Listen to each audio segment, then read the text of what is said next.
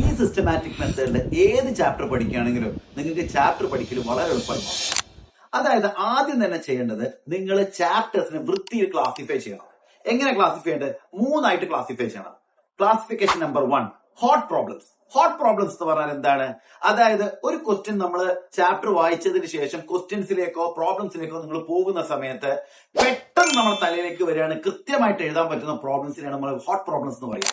രണ്ടാമത് അടുത്ത category problem ആണ് വാം പ്രോബ്ലംസ്. വാം പ്രോബ്ലംസ് എന്ന് പറഞ്ഞാല് നമുക്ക് പകുതി ഓർമ്മ ഉണ്ടാവും, പകുതി ഓർമ്മ ഉണ്ടാവില്ല, അങ്ങനത്തെ കാറ്റഗറിയിലുള്ള ക്വസ്റ്റ്യൻസ് ഉണ്ടാവും. അത് നമ്മൾ എന്ത് ചെയ്യേണ്ട വരും? സൊല്യൂഷൻ ഒക്കെ നോക്കി കൃത്യമായിട്ട് ക്വസ്റ്റ്യൻ ആൻസർ ഒക്കെ നോക്കി ഒന്നും കൂടി പ്രിപ്പയർ ചെയ്യേണ്ട വരുന്ന ക്വസ്റ്റ്യൻസിനാണ് വാം പ്രോബ്ലം എന്ന് നമ്മൾ ക്ലാസിഫൈ ചെയ്യേണ്ടത്. പിന്നെ കോൾഡ് പ്രോബ്ലംസ്, നമുക്ക് ബ്ലാങ്ക് ഔട്ട് ആയിരിക്കും, നമുക്ക് ഒന്നും ചെയ്യാൻ പറ്റാത്ത പ്രോബ്ലംസ് ആയിരിക്കും.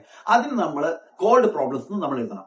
അങ്ങനെ ചാപ്റ്ററിലുള്ള എല്ലാ ക്വസ്റ്റ്യൻസിലും ഇങ്ങനെ 3 എണ്ണമായിട്ട് ക്ലാസിഫൈ ചെയ്താല് നിങ്ങൾക്ക് പഠിക്കുന്ന സമയത്ത് റിവൈസ് ചെയ്യുന്ന സമയത്ത് ക്വസ്റ്റ്യൻസിന്റെ സ്വഭാവം നമുക്ക് വേരിഫൈ ചെയ്യാൻ എളുപ്പമായിരിക്കും.